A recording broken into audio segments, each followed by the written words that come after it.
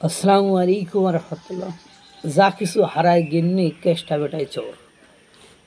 NCP নোংরামি করে ধরা খাইল বা এনসিপির নোংরামি ফাঁস হইলেও কেষ্টা বেটায় সেনাবাহিনীর উপর দোষারোপ করা হবে। অর্থাৎ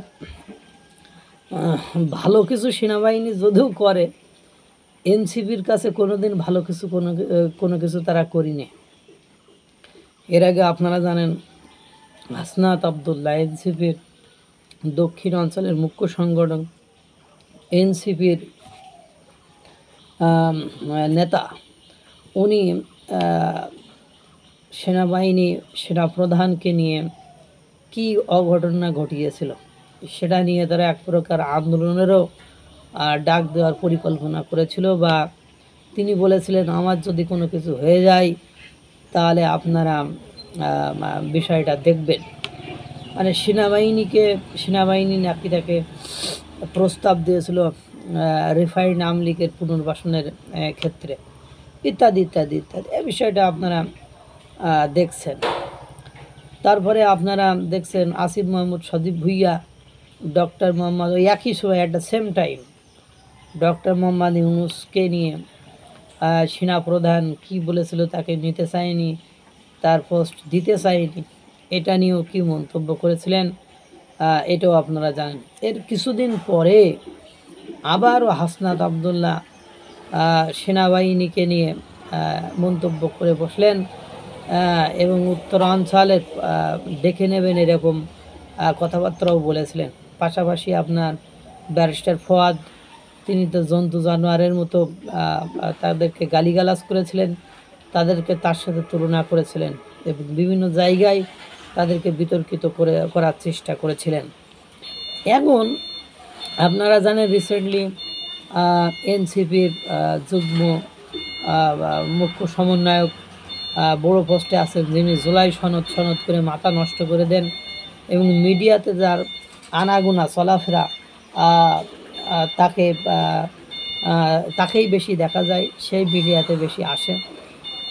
সে একটা নারীকে নারী কেলেঙ্কারিতে জড়িয়ে পড়েছে এবং তাকে নাকি কী করতে চাইছে, এটা আমাদের আলোচনার বিষয় না।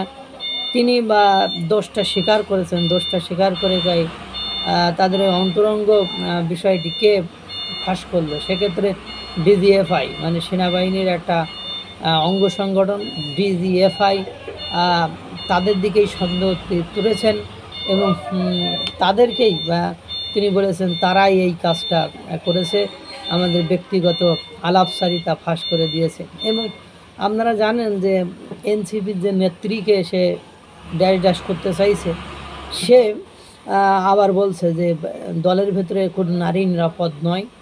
এর আগেও এই ধরনের কেলেঙ্কারি নারীদের সাথে হয়েছে এবং তারা ক্ষমতা বলে নারীদেরকে ভোগ করার চেষ্টা করছে, কিন্তু দল এটার কোনো পদক্ষেপ বা ব্যবস্থা গ্রহণ করে না। এই হলো অবস্থা। তাহলে দেখেন, যা কিছু হারায় বেটা যা কিছু হারায় গিন্নি কেষ্টা বেটায় চোর। অর্থাৎ যা কিছু হবে এনসিপির সাথে, এখন আর এই রাজুতে আয় বললে ওদের ডাকে কেউ রাজুতে আসে না। ওরা এখন সভা সমাবেশ করলে সেখানে লোক যায় না। আপনারা বেশ কিছু প্রমাণাদি দেখেছেন। এখন আর রাজুতে ডাকে না, ওরা বিগত 6 মাসে একদিনও রাজুতে ডাকেনি, কারণ ওদের ডাকে রাজুতে কেউ আসেনি তো, বা আসে না।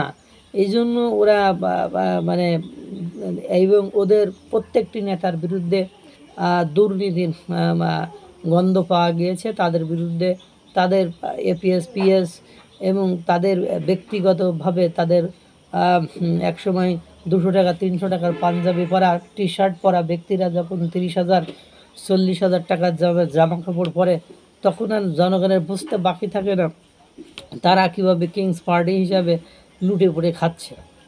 এবং তার গাজী সালাউদ্দিন তানভীর, তার অবস্থা আপনারা দেখেছেন।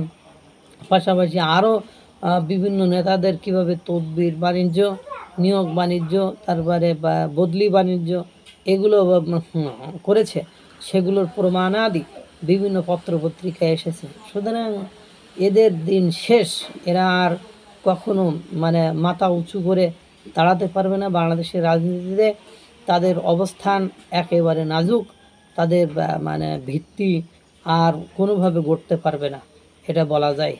আল্লাহ তাআলা সকলকে ভালো রাখুক, সুস্থ রাখুক।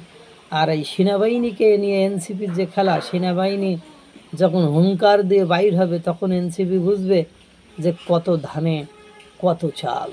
আল্লাহ তাআলা সকলকে ভালো রাখুক। আসসালামু আলাইকুম ওয়া রাহমাতুল্লাহ।